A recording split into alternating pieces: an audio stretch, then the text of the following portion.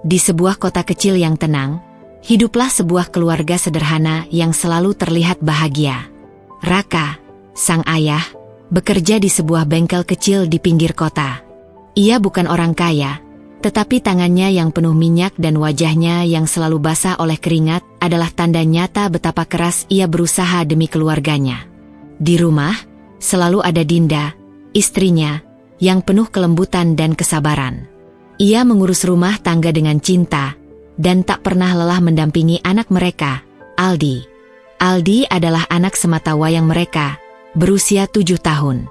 Sejak kecil, Aldi dikenal ceria. Ia selalu punya cara membuat orang lain tertawa, entah dengan tingkah lucunya, atau dengan pertanyaan polosnya yang membuat orang dewasa harus berpikir keras untuk menjawab.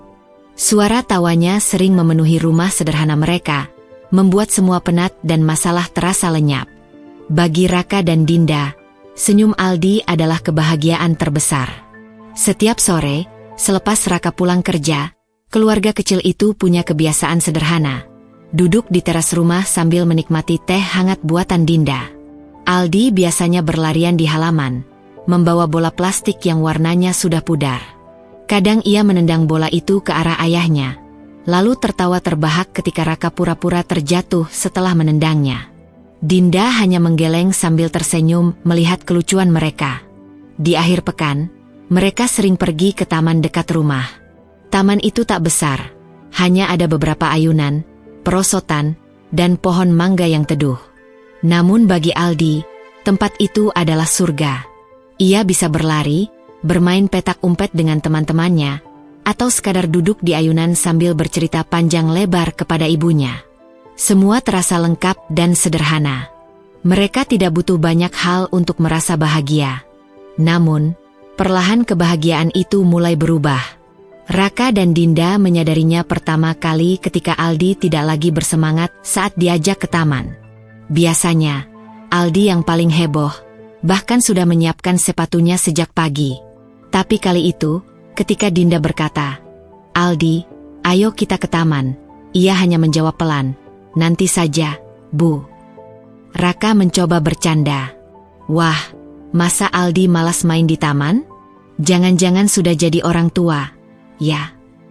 Biasanya Aldi akan tertawa keras mendengar ayahnya bicara begitu, lalu menjawab dengan semangat. Tapi kali ini, Aldi hanya tersenyum tipis, lalu kembali menunduk. Awalnya, mereka mengira Aldi hanya lelah. Mungkin karena sekolah atau karena tubuhnya kurang fit. Tapi hari-hari berikutnya, hal yang sama terulang. Aldi semakin sering menyendiri di kamar. Bola plastik kesayangannya hanya tergeletak di pojok, berdebu. Buku cerita yang dulu selalu ia minta untuk dibacakan sebelum tidur, kini jarang disentuh. Senyum yang dulu mudah sekali muncul di wajahnya, kini terasa sulit didapat. "Nak, kenapa diam saja?" tanya Dinda suatu malam, ketika ia duduk di tepi ranjang Aldi. Anak itu hanya mengangkat bahu, tanpa kata. "Aldi tidak apa-apa, Bu," jawabnya singkat. Namun nada suaranya terdengar hampa, seolah ada sesuatu yang ia sembunyikan. Raka mulai cemas. Ia berusaha mengajak Aldi bermain sepulang kerja. "Ayo, main bola sama ayah," ujarnya sambil tersenyum lebar. Tapi Aldi hanya menatap sebentar, lalu berkata, "Ayah main saja, Aldi capek." Raka mencoba menahan kecewa. "Kalau begitu, kita baca cerita saja." Aldi menggeleng. "Tidak usah, ya." Hari-hari berikutnya, rumah mereka terasa berbeda. Jika dulu penuh tawa, kini lebih sering sunyi. Aldi lebih banyak mengurung diri, dan jika ditanya, jawabannya selalu singkat. Raka dan Dinda saling bertukar pandang, mencoba membaca apa yang sebenarnya terjadi pada anak mereka. Tidak ada jawaban yang jelas. "Aku merasa ada yang berubah, Din," kata Raka suatu malam saat mereka duduk di ruang tamu setelah Aldi tidur. Senyumnya seperti hilang. "Aku tidak tahu kenapa." Suara Raka berat, penuh beban. Dinda mengangguk pelan. "Aku juga merasakannya. Dulu, setiap pagi dia selalu minta aku buatkan bekal dengan gambar lucu di kotak makannya. Sekarang, dia tidak peduli lagi."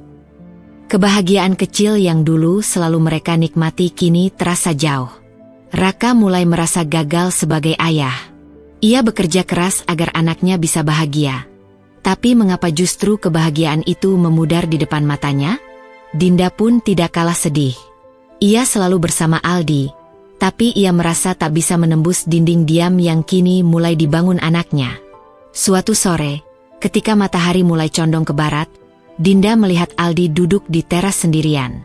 Bola plastiknya ada di sampingnya, tapi tidak disentuh. Tatapannya kosong ke arah jalanan sepi. Dinda duduk di sampingnya, mencoba mengusap rambut anaknya. "Aldi, kenapa tidak main dengan teman-temanmu?" tanya Dinda lembut. Aldi hanya menjawab lirih, "Tidak mau." Tidak ada penjelasan lebih lanjut. Sejak saat itu, Dinda mulai sering memperhatikan Aldi diam-diam. Ia melihat anaknya sering melamun, seolah pikirannya jauh entah kemana. Kadang ia mendengar Aldi berbicara pelan sendiri di kamar, lalu cepat-cepat terdiam ketika pintu dibuka. Semua itu membuat hati Dinda semakin hancur. Ia rindu pada suara tawa anaknya, rindu pada senyum ceria yang dulu mudah ia lihat. Raka pun merasakan hal yang sama. Setiap kali pulang kerja, ia berharap Aldi berlari menyambutnya seperti dulu. Tapi yang terjadi, Aldi hanya melongok dari balik pintu, lalu kembali masuk kamar.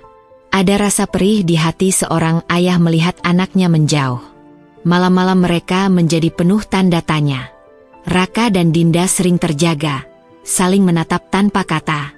Mereka tahu ada sesuatu yang salah, tapi tidak tahu bagaimana harus memulainya. Mereka takut salah langkah, takut membuat Aldi semakin menjauh. Dalam hati mereka sama-sama berdoa, berharap senyum anak mereka tidak benar-benar hilang. Hari demi hari berjalan, dan senyum Aldi semakin jarang terlihat. Jikapun muncul, hanya sekilas, tipis, seakan dipaksakan.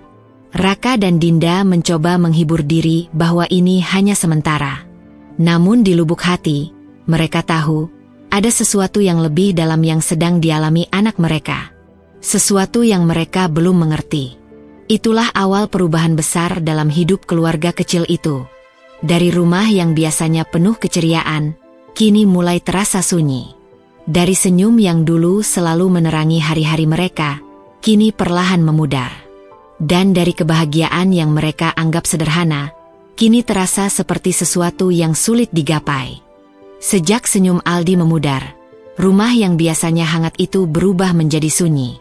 Suara tawa yang dulu mengisi ruang tamu, kini digantikan oleh keheningan yang membuat Raka dan Dinda merasa asing di rumah mereka sendiri.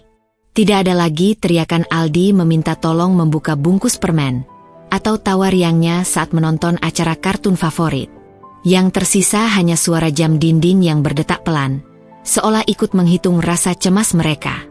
Dinda sering duduk di meja makan sambil menatap piring kosong Aldi. Anak itu sudah jarang makan dengan lahap. Seringkali ia hanya menyentuh makanannya sebentar, lalu beranjak ke kamar. "Nak, makan sedikit lagi, ya," bujuk Dinda dengan suara lembut. Aldi hanya menggeleng pelan tanpa menatap ibunya. Hati Dinda terasa diremas. Ia ingin memaksa, tapi takut membuat anaknya semakin menjauh. Raka pun merasakan keganjilan yang sama. Sepulang kerja, ia berharap bisa duduk bersama Aldi, mendengar cerita tentang sekolah atau permainan. Namun yang terjadi, Aldi lebih sering menutup pintu kamarnya. "Aldi, ayah pulang," ucap Raka sambil mengetuk pintu. Dari dalam terdengar suara pelan, "Iya, yah." Itu saja. Tidak ada langkah kaki berlari menyambut. Tidak ada senyum yang biasanya langsung membuat lelah Raka hilang. Malam-malam keluarga itu kini penuh dengan percakapan singkat. Dinda sering mencoba membuka obrolan saat makan malam, tapi Aldi hanya menjawab seperlunya. "Hari ini di sekolah belajar apa, Nak?" tanyanya suatu kali. Aldi menunduk, menyuap sedikit nasi, lalu menjawab singkat, "Biasa, Bu." Raka yang duduk di sampingnya mencoba menambahkan, "Ada yang seru? Main sama teman-teman?" Aldi menggeleng, "Tidak, yah." Setelah itu, hening kembali menguasai meja makan. Suasana tegang itu makin terasa karena Raka dan Dinda tidak tahu harus berbuat apa. Mereka saling melirik, mencoba mencari kekuatan satu sama lain. Namun yang mereka temukan hanyalah kecemasan yang sama. Ada jarak yang tumbuh di antara mereka dengan Aldi, jarak yang dulu tidak pernah ada. Suatu malam, setelah Aldi tidur, Raka dan Dinda duduk di ruang tamu. Lampu temaram menyinari wajah mereka yang tampak lelah. Raka membuka percakapan dengan suara rendah. "Din, aku tidak bisa tenang melihat Aldi seperti itu. Dia seperti bukan anak kita yang dulu." Dinda mengangguk, matanya berkaca-kaca. "Aku juga merasa begitu. Dia seolah punya dunianya sendiri yang tidak bisa kita masuki." Raka menatap kosong ke arah jendela. "Aku takut, Din. Takut kalau ini bukan sekadar anak malas atau bosan. Ada sesuatu yang lebih besar." Dinda meraih tangan suaminya. "Aku juga takut. Tapi kita tidak boleh berhenti mencoba. Aldi butuh kita." Percakapan itu menjadi titik awal kekhawatiran mereka yang lebih serius. Mereka mulai memperhatikan setiap detail kecil dari perilaku Aldi. Cara dia menarik selimut menutupi wajah saat tidur, tatapan kosongnya saat menonton televisi, hingga kebiasaan barunya menutup buku cerita begitu saja tanpa dibaca. Semua terasa asing. "Dulu, dia selalu minta aku bacakan dongeng sebelum tidur," ujar Dinda lirih suatu malam. "Sekarang, kalau aku mulai bercerita, dia malah bilang, 'Sudah, Bu, Aldi mau tidur.' Padahal aku belum sampai halaman 2. Suara Dinda bergetar menahan tangis. Raka hanya bisa meremas tangannya erat. Hari-hari berikutnya, rumah semakin hening. Raka dan Dinda berusaha tetap menjalani rutinitas, tapi hati mereka dipenuhi kekhawatiran. Dinda menyiapkan sarapan setiap pagi, tapi Aldi hanya menyentuhnya sedikit. Raka tetap bekerja keras di bengkel, tapi pikirannya selalu melayang ke rumah. Bahkan para tetangga mulai menyadari perubahan itu. "Kok, Aldi jarang main di taman sekarang?" tanya Bu Sari, tetangga sebelah. Dinda hanya tersenyum kaku, tidak tahu harus menjawab apa. Suasana rumah yang sunyi membuat Raka merasa bersalah. "Mungkin aku terlalu sibuk bekerja, Din. Mungkin Aldi butuh aku lebih banyak di rumah." Dinda menatap suaminya dengan lembut. "Jangan salahkan dirimu, Rak. Aku juga ada di rumah setiap hari, tapi tetap tidak bisa menembus hatinya." Mereka berdua terjebak dalam perasaan bersalah yang sama, seolah gagal menjadi orang tua. Suatu malam, Raka mencoba berbicara lebih dalam dengan Dinda. "Apa menurutmu kita harus bicara langsung dengan Aldi? Tanya kenapa dia berubah." Dinda terdiam lama sebelum menjawab. "Aku ingin sekali. Tapi aku takut dia justru semakin menutup diri. Kau lihat sendiri, setiap kali kita bertanya, jawabannya selalu singkat. Seakan dia tidak ingin diganggu." Raka menghela napas panjang. "Tapi kalau kita diam saja, aku takut dia semakin jauh." Dinda menunduk, menatap lantai. "Aku tahu. Tapi mungkin kita harus mencari cara yang lebih halus. Tidak langsung memaksanya bicara, tapi pelan-pelan." Akhirnya, malam itu mereka sepakat untuk tidak memaksa Aldi. Mereka akan menunggu momen yang tepat, sambil tetap berusaha ada di sisinya. Meski sulit, mereka percaya Aldi butuh rasa aman sebelum mau membuka diri. Hari-hari berikutnya, usaha kecil mulai mereka lakukan. Dinda sering meninggalkan pintu kamarnya terbuka, berharap Aldi mau masuk dan duduk bersamanya. Raka mulai pulang kerja lebih cepat, agar bisa menemani Aldi meski hanya duduk diam di ruang tamu. Namun, meski Aldi sesekali tersenyum tipis, ia tetap menjaga jarak. Keheningan di rumah itu kini menjadi sesuatu yang berat. Bukan lagi sekadar sunyi, tapi seperti ada dinding yang membatasi cinta mereka sebagai orang tua. Raka dan Dinda sama-sama merasa gelisah. Mereka tidak ingin kehilangan Aldi, tapi tidak tahu cara mengembalikan anak mereka yang ceria. Pada akhirnya, di tengah kebingungan itu, mereka hanya bisa berpegangan pada satu hal, harapan. Harapan bahwa Aldi akan kembali seperti dulu. Harapan bahwa senyumnya tidak hilang selamanya. Dan harapan bahwa, meski rumah mereka kini sunyi, suatu hari suara tawa Aldi akan kembali memenuhi setiap sudutnya. Hari-hari yang penuh keheningan membuat Raka dan Dinda semakin gelisah. Mereka merasa tidak bisa lagi hanya berdiam diri. Aldi semakin sering menyendiri, dan meski tidak pernah marah, ada jarak yang sulit dijembatani. Raka tahu, sebagai ayah ia tidak bisa membiarkan keadaan seperti itu berlarut-larut. Suatu pagi, saat sarapan, Raka menatap Dinda dengan wajah serius. "Din, kita harus mencari tahu apa yang sebenarnya terjadi pada Aldi. Aku tidak bisa lagi hanya menebak-nebak." Dinda mengangguk pelan, meski matanya tampak lelah. "Aku setuju. Tapi dari mana kita mulai, Rak?" "Mungkin dari sekolah," jawab Raka. "Guru-gurunya pasti tahu kalau ada perubahan. Mereka lebih sering melihat Aldi bersama teman-temannya." Maka, pada siang itu, Dinda datang ke sekolah Aldi. Ia menemui Bu Ratna, wali kelas Aldi. Dengan raut wajah cemas, Dinda bertanya, "Bu, apakah Ibu melihat perubahan pada Aldi belakangan ini?" Bu Ratna menghela napas panjang. "Iya, Bu Dinda. Saya juga memperhatikan.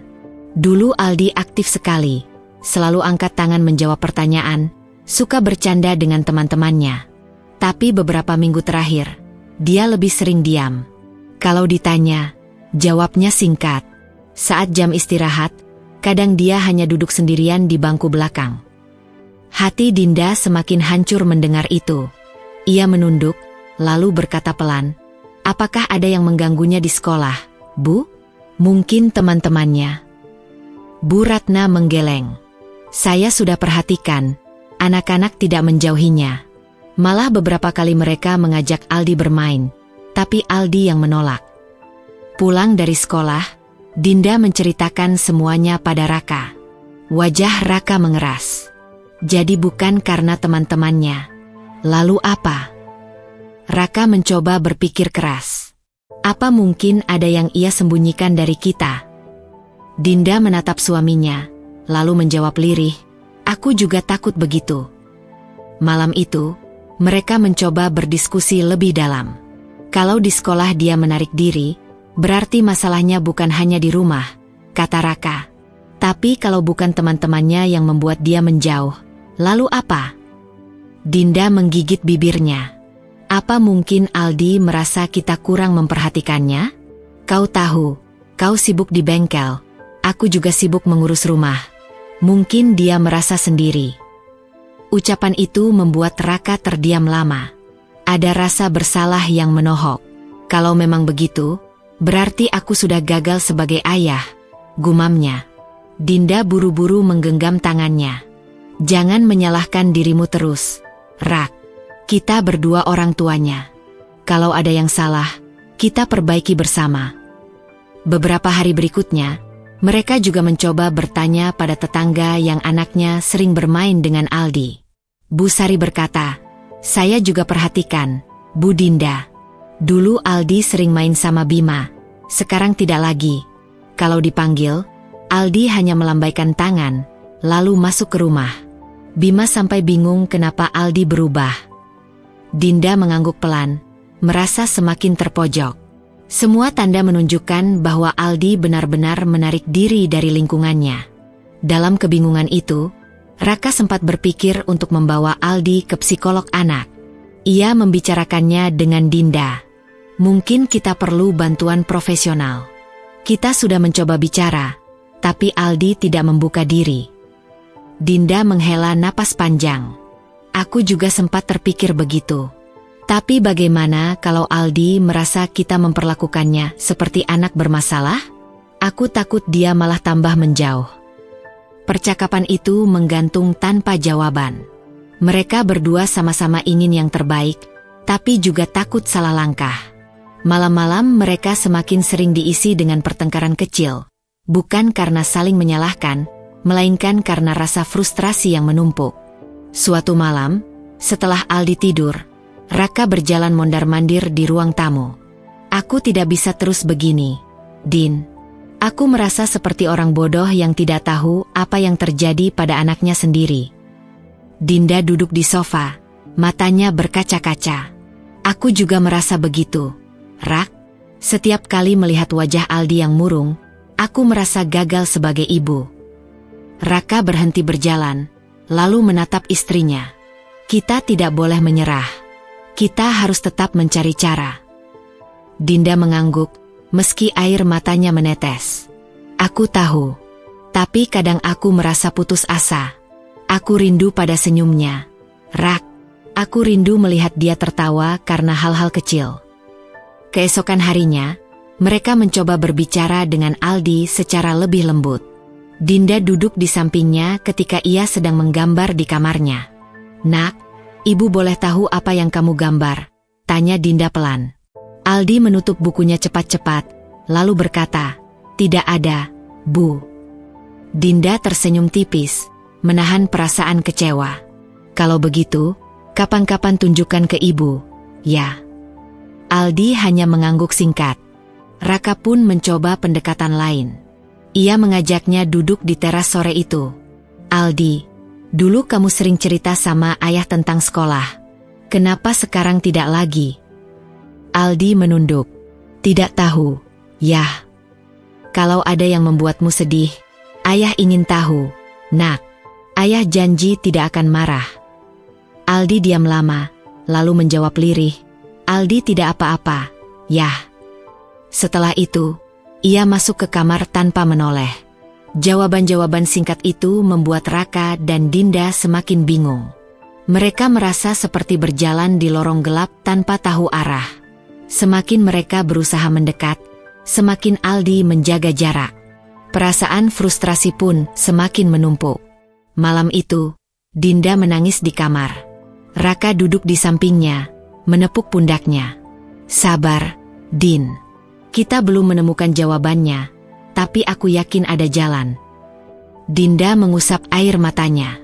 Aku hanya takut, Rak. Takut kalau kita terlambat menyadari apa yang sebenarnya dia rasakan. Raka menggenggam tangan istrinya erat. Kita tidak akan berhenti. Apapun yang terjadi, kita akan cari jawabannya. Untuk Aldi. Meski dipenuhi rasa frustrasi dan putus asa, Raka dan Dinda mulai mengerti satu hal. Mereka harus bersatu untuk menghadapi ini. Perubahan Aldi bukan hal sepele. Dan meski jawaban belum mereka temukan, mereka berdua tahu, perjuangan baru saja dimulai. Hari-hari yang mereka jalani semakin berat. Aldi tetap dalam diamnya, dan usaha Raka serta Dinda seolah tidak membuahkan hasil. Meski mereka mencoba mengajak bermain, mengobrol, bahkan sekadar duduk bersama, Aldi sering memilih menutup diri. Senyum yang mereka rindukan semakin jarang muncul. Di balik semua usaha itu, ada luka yang perlahan tumbuh di hati orang tuanya. Dinda adalah orang yang paling sering menyembunyikan kesedihannya. Ia tidak ingin Aldi melihat air matanya, juga tidak ingin menambah beban pikiran Raka. Namun di malam-malam sepi, ketika rumah sudah gelap dan hanya suara jangkrik terdengar dari luar, Dinda kerap menangis diam-diam di sudut kamar. Ia memeluk bantal, menahan suara tangisnya agar tidak terdengar. Di kepalanya hanya ada satu pertanyaan yang terus berulang. Apa salahku sebagai ibu? Pernah suatu malam, Dinda masuk ke kamar Aldi dengan pelan. Lampu tidur yang redup membuat wajah anak itu terlihat begitu tenang dalam tidurnya. Dinda duduk di tepi ranjang, mengusap rambut Aldi perlahan. Nak, ibu rindu senyummu. Bisiknya lirih, nyaris tak terdengar. Air mata mengalir begitu saja. Ia ingin sekali membangunkan Aldi, memeluknya, dan bertanya apa yang sebenarnya ia rasakan. Tapi ia takut. Takut jika pertanyaan itu justru membuat Aldi semakin jauh. Sementara itu, Raka punya cara sendiri menahan emosinya. Ia lebih sering menyendiri di teras setelah pulang kerja. Sambil memandangi langit malam, ia menghisap rokok satu demi satu, meski Dinda sudah berkali-kali memintanya berhenti. Dalam diamnya, Raka merasa gagal. Ia bekerja keras setiap hari agar keluarganya bahagia. Tetapi ketika anaknya kehilangan senyum, ia tidak tahu apa yang harus dilakukan. Aku ini ayah macam apa? gumamnya dalam hati. Perasaan itu membuat dadanya sesak. Suatu malam, Dinda menemukan Raka duduk termenung di teras. "Kau belum tidur?" tanyanya pelan. Raka menggeleng. "Tidak bisa tidur. Aku kepikiran terus tentang Aldi." Dinda duduk di sampingnya, ikut menatap langit yang gelap. "Aku juga sama," katanya. Hening sejenak. Lalu Raka berkata lirih, "Aku merasa gagal, Din. Aku ayahnya, tapi aku tidak bisa membuat dia bahagia." Dinda menoleh, menatap suaminya dengan mata yang basah. "Jangan bicara begitu. Kita berdua sama-sama berjuang. Jangan salahkan dirimu sendiri." Namun, dalam hati, Dinda juga merasa hal yang sama. Ia merasa gagal sebagai ibu. Setiap kali melihat Aldi duduk sendiri tanpa senyum, ia merasa hatinya hancur berkeping-keping. Tekanan itu semakin berat karena mereka berdua sama-sama menyalahkan diri sendiri. Suasana rumah pun makin dipenuhi ketegangan. Aldi yang murung, Dinda yang sering menahan tangis, dan Raka yang lebih banyak diam membuat rumah sederhana itu terasa asing. Tidak ada lagi kehangatan seperti dulu. Bahkan, suara televisi pun jarang terdengar, karena Aldi tak lagi tertarik menontonnya. Suatu sore, Dinda mencoba kembali mengajak Aldi bermain. Ia mengambil bola plastik yang sudah lama tergeletak di sudut kamar. "Nak, ayo kita main sebentar di halaman," ajaknya sambil tersenyum. Aldi menatap bola itu sebentar, lalu berkata pelan, "Tidak usah, Bu." Ia lalu kembali menunduk pada bukunya yang kosong. Dinda menelan kekecewaannya, lalu diam-diam meletakkan bola itu kembali. Setelah Aldi masuk ke kamar, Dinda duduk di ruang tamu, menutup wajahnya dengan kedua tangan, dan tangisnya pecah tanpa suara. Raka masuk rumah tepat saat itu. Ia melihat istrinya dengan mata sembab, lalu duduk di sampingnya. "Din, jangan dipendam sendiri. Aku tahu kau sedih." Dinda menggeleng, berusaha tersenyum. "Aku tidak apa-apa." Tapi suaranya bergetar. Raka menariknya ke dalam pelukan. "Kita sama-sama sedih, Din. Tapi kita tidak boleh berhenti berusaha." Malam itu, Dinda berkata lirih pada Raka, "Aku takut, Rak. Aku takut kita kehilangan Aldi. Bukan kehilangan fisiknya, tapi kehilangan jiwanya. Dia seperti menjauh sedikit demi sedikit." Raka terdiam, menahan napas. Kata-kata itu menusuk hatinya. Ia tahu istrinya benar. Aldi memang ada di depan mata, tapi seolah sedang berada di tempat yang sangat jauh. Hari-hari berikutnya, tekanan itu semakin terasa.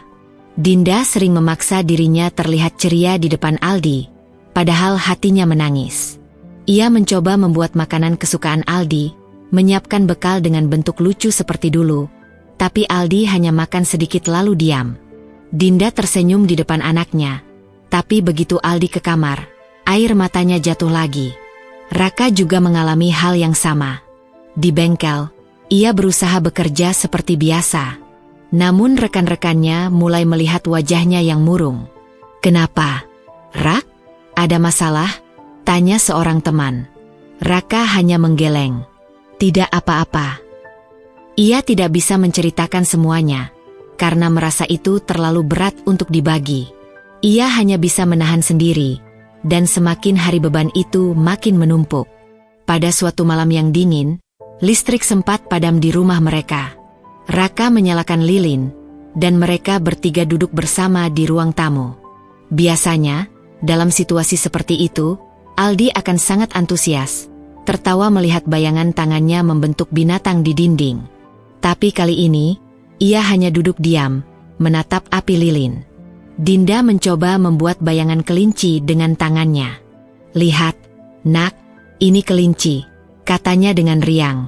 Aldi hanya tersenyum tipis, lalu menunduk lagi. Dinda menelan air matanya yang hampir jatuh. Setelah Aldi tidur malam itu, Raka berkata, "Din, aku tidak tahan lagi. Aku merasa seperti ditusuk setiap kali melihat dia begitu." Dinda mengangguk, matanya basah. "Aku juga, Rak. Rasanya aku ingin menjerit, tapi tidak bisa. Aku hanya bisa menangis diam-diam. Malam itu mereka berdua saling berpegangan tangan dalam diam. Mereka tidak tahu apa yang sedang terjadi pada Aldi. Yang mereka tahu, mereka sama-sama berada di ambang keputusasaan. Tangisan Dinda yang selalu disembunyikan, dan perasaan gagal yang menghantui Raka, perlahan menggerogoti kekuatan mereka. Namun di balik semua itu, ada tekad yang belum padam. Mereka tidak akan menyerah pada keadaan. Dalam tangisan yang ditahan, dalam diam yang menyakitkan, mereka berdua berjanji dalam hati masing-masing. Apapun yang terjadi, mereka akan terus berjuang untuk mengembalikan senyum Aldi. Pagi itu berbeda. Matahari bersinar lebih hangat dari biasanya, dan burung-burung di halaman seolah bernyanyi lebih ramai. Dinda berdiri di dapur, menyiapkan sarapan, sementara pikirannya penuh dengan satu tekad baru. Ia tidak bisa lagi hanya menangis diam-diam. Aldi butuh mereka, dan mereka tidak boleh menyerah. Ketika Raka masuk dengan wajah letih setelah semalaman sulit tidur, Dinda berkata dengan suara mantap, "Rak, kita harus lakukan sesuatu. Kita tidak bisa hanya menunggu Aldi berubah sendiri." Raka menatap istrinya, lalu menghela napas panjang. "Aku tahu, Din. Aku juga sudah berpikir begitu. Tapi apa yang bisa kita lakukan?" Dinda meletakkan sendok di atas meja. "Kita mulai dengan hal sederhana. Ada di sisinya. Bukan hanya sekadar bertanya, tapi benar-benar menemaninya." Hari itu menjadi titik balik kecil dalam kehidupan keluarga mereka. Raka memutuskan pulang kerja lebih cepat, meski itu berarti ia harus menolak beberapa pekerjaan tambahan. Sementara Dinda mengurangi waktu menjahit untuk tetangga agar bisa lebih banyak berada di dekat Aldi. Mereka sadar, waktu yang berkualitas mungkin bisa membuka jalan yang tertutup selama ini. Sore itu, Raka mengajak Aldi duduk di ruang tamu. Ia membawa sebuah buku cerita bergambar yang dulu sering mereka baca bersama. "Nak, bagaimana kalau ayah bacakan cerita ini?" tanya Raka dengan senyum tipis. Aldi menoleh sebentar, lalu diam. Dinda yang duduk di samping ikut menimpali. "Ibu juga ingin dengar." "Boleh, kan, Nak?" Aldi terdiam lama, sebelum akhirnya mengangguk pelan. Raka mulai membaca dengan suara pelan, mencoba menirukan suara tokoh dalam cerita. Dinda sesekali tertawa kecil, meski Aldi hanya tersenyum tipis. Meski tidak seperti dulu, itu sudah cukup membuat hati mereka hangat. Ada secercah harapan yang muncul. Keesokan harinya, Dinda mengajak Aldi berjalan ke taman dekat rumah. "Ayo, Nak, kita jalan-jalan sebentar. Tidak perlu main kalau tidak mau, kita hanya jalan saja." Aldi sempat menolak, tapi Dinda meraih tangannya dengan lembut. Akhirnya, Aldi mau ikut.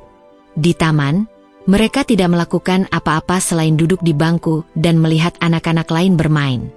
Namun, ketika angin bertiup membawa bau bunga dari pohon di sekitar, Dinda melihat Aldi menoleh ke arah anak-anak itu, seolah rindu. Senyum kecil, meski samar, sempat muncul di bibirnya. Dinda menahan air mata bahagia.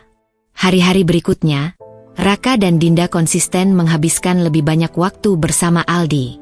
Mereka bermain puzzle sederhana di ruang tamu, memasak bersama di dapur, dan sesekali hanya duduk diam sambil mendengarkan cerita Raka tentang pekerjaannya di bengkel. Semua dilakukan tanpa paksaan, hanya dengan niat menemani. Perlahan, mereka mulai melihat perubahan. Suatu malam, ketika Dinda sedang menyiapkan Aldi tidur, ia mengambil kembali kebiasaan lama. "Nak, ibu bacakan cerita ya, sebelum tidur." Aldi awalnya menolak, tapi kemudian, dengan suara pelan, ia berkata, "Boleh." Dinda hampir menangis mendengarnya. Ia mengambil buku cerita yang sudah lama tergeletak, dan mulai membaca dengan penuh perasaan. Aldi mendengarkan tanpa banyak ekspresi, tapi tidak menutup buku seperti sebelumnya. Itu kemajuan besar bagi Dinda. Raka pun merasakan hal serupa. Saat akhir pekan, ia mengajak Aldi berjalan kaki di sekitar rumah.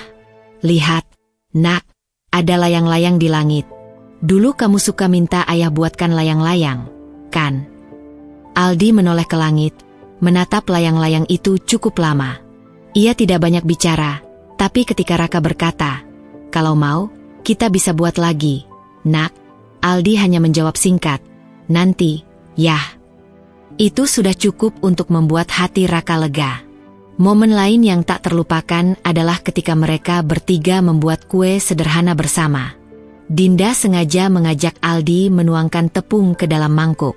Awalnya Aldi hanya diam, tapi setelah melihat ayah dan ibunya tertawa ketika tepung berceceran di meja, ia ikut tersenyum. Senyum itu tidak bertahan lama, tapi cukup untuk membuat Raka dan Dinda saling pandang dengan mata berbinar. "Kau lihat, Din?" Dia tersenyum lagi, bisik Raka malam itu. Dinda mengangguk, menahan haru. Aku hampir lupa rasanya melihat dia tersenyum. Mereka sadar, proses ini tidak akan mudah. Aldi tidak akan kembali ceria dalam sekejap. Namun tanda-tanda kecil itu memberi mereka semangat baru. Mereka belajar bahwa yang Aldi butuhkan bukan pertanyaan yang memaksanya bicara, tapi kehadiran yang membuatnya merasa aman. Malam-malam mereka pun mulai terasa berbeda. Meski Aldi masih sering menyendiri, ada momen ketika ia datang sendiri ke ruang tamu untuk duduk bersama orang tuanya. Kadang ia tidak berkata apa-apa, hanya duduk. Tapi bagi Raka dan Dinda, itu adalah tanda bahwa dinding perlahan mulai runtuh. "Aku rasa, Din, kita tidak perlu buru-buru mencari jawaban. Kita hanya perlu terus ada untuknya," kata Raka suatu malam. Dinda mengangguk, menatap suaminya dengan senyum. "Aku setuju. Dan aku percaya, selama kita bersabar, Aldi akan kembali." Hari-hari itu menjadi titik balik bagi keluarga kecil itu. Mereka menemukan cara baru untuk mendekatkan diri, lewat waktu bersama, kesabaran, dan hal-hal sederhana yang dulu sering mereka abaikan.